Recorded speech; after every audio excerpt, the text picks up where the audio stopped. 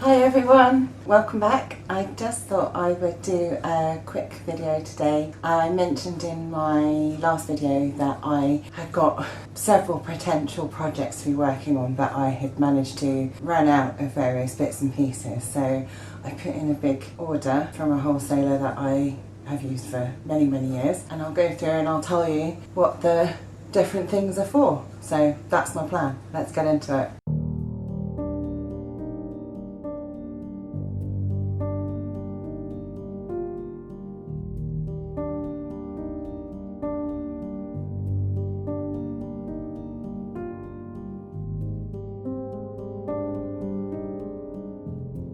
So, what's in the box? Well, the first thing we've got is some Vile Sophics Bondaweb, and that is going to be for, I started a broderie purse quilt and I said apparently 3 metres isn't enough. So there's 30 metres here, so I've actually got 2 quilts in the pipeline, one which you haven't seen and one which you've seen, which I just mentioned. So I'm hoping to get on and get the whole of the broderie purse one, all of the fabric ironed and cut out, ready to do the next bit, because it's super exciting. How I've managed to not do it, I don't know, but anyway, so that's for that. And then also for that, I have ordered some nylon monofilament thread in black for the same quilt, and I have to say I've never used this before, so I'm hoping it does what I want it to do. I figured the best thing to do was to use black. The background is black, and I think if I just use the regular monofilament thread, it would show up and look shiny and horrible. So I'm hoping that this stuff works, but we'll see, and we'll see what my sewing machine thinks to it. And that's quite a lot of thread. That's the size box it comes in.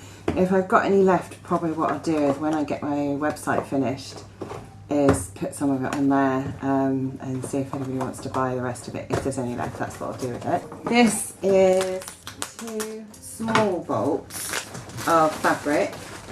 So they are half bolts, and I've got this kind of turquoisey blue, which is actually a heck of a lot brighter than I thought it was. The reason why I've bought small bolts, so a small bolt is about 5 yards. It depends where it comes from. Sometimes it's 5 or 6 metres, but in this instance they're 5 yards. And I don't usually buy an awful lot of fabric, as you know, but in this instance I need all of the same background fabric again, like the broderie purse one, for a different quilt, and I wanted it to look like the sky. So this is a bit bright. It's so hard when you're looking at stuff on the internet to do the colours. I will see. It might still look absolutely amazing anyway. It doesn't have to be completely photorealistic. That's lucky. If I really don't like it as the background, then I will use the fabric that I already have, but I wasn't sure I had quite enough. And this can be the backing fabric for it. It won't go to waste. It will be used for something, and I'm sure it'll look very nice. I'm really hoping that the front and the back aren't batik, because that's going to be horrible to quilt because it's a lot of counts, a lot of thread counts to the inch, more than normal quilting cotton. But anyway, I love the colour, not sure it's going to work for what I want. This one, I can't remember why I ordered it. Oh my god, it was only a week ago. This one, I think it probably is a backing fabric for, I would think, the broderie purse quilt with the flowers and leaves on.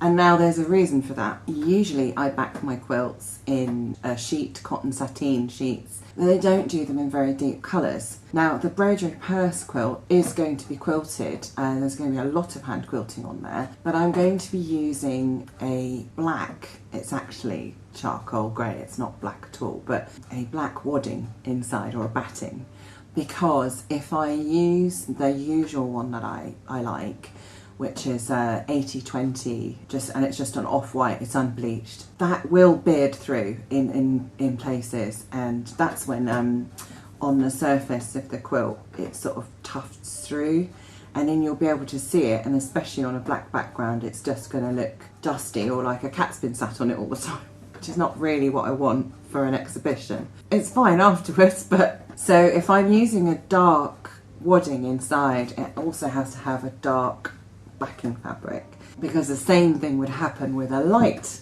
backing fabric. So if I used my cotton sateen sheet and it bearded through to the back and we were using this charcoal grey, same problem. So I think this is for that quilt. I'm pretty sure it is. And then the very last thing, this is quite exciting. I'm going to open it a bit. It looks like wadding, doesn't it? And it is, but it's a special sort. It's for making oven gloves. We have a thing in our house where I buy, or I have bought years ago, oven gloves, and probably about 10 years ago. And slowly, one by one, they've sort of, either got a little bit close to the flame or just look really disgusting, or they've got holes in, all that sort of thing. So I did think, well, I could go and buy some, but some of the ones that I've been looking at recently are really, really thin. And I have really sensitive hands. I can get burned even through an oven glove. And I just thought, I'm not gonna do that. So, and then I remembered you can get the wadding, the heat-proof wadding, to make things. So I thought, I'm gonna order some. You might be looking at this and going, hey, that's a lot of oven gloves. It is a lot of oven gloves. And then I thought, how cool would it be, again on my website, if I come up with a few designs and things. I'll probably make a video. I thought I could do 2 or 3 designs and do like a sort of pattern plus. So you could download the pattern as a PDF, and then you could get like a fat quarter of this. Because if I'm finding it hard to buy a small amount of it just to make 1 or 2 oven gloves, everyone else is as well, unless it's a quilt shop that you can go to and they actually have it. I haven't seen it anywhere for years, so that's my plan, is to share this with you guys. Do you want to make some oven gloves? So I'll show you how thick it is. So, oh, that's good stuff. You know when you pick up the low loft polyester, so the flat one for hand quilting, it feels like that but folded double, and it's not folded double. It is super thick. This is fantastic. Anyway, that's pretty much my order. So I can go ahead with some, what is there though, I think there's 4 or 5 projects in here, because there's probably a few things that I forgot to mention as well. This is what I got. Isn't it exciting? I am actually doing one more big order, but it's not big in size. I'm going to order a camera. I've already chosen it. I chose it before Christmas, and then realised with going away, I thought, oh, I won't have a chance to get to grips with it and work out how it works and all that sort of thing. So I didn't go ahead and order it, but I'm going to order a proper camera to film my videos, which would be great, because you're still being filmed on my phone after 3 years? So yeah, still being done on my phone, and it does cause issues. And I noticed, particularly, not in the last video, the video before, so you can go and have a look. I can't remember what I was doing in that, but I noticed that the stabilisation was like pulsing in and out. Now I suffer really badly from migraines, and I know a lot of people do, and anything like that can trigger a migraine off in me. And I was looking at it and I thought, that's it, I can't do that anymore. I have to get a proper camera for filming, and it will just be for filming. And the best thing of all for me, you probably won't care, but I do, is it's going to have one of them flippy things so that I can see what I look like. Because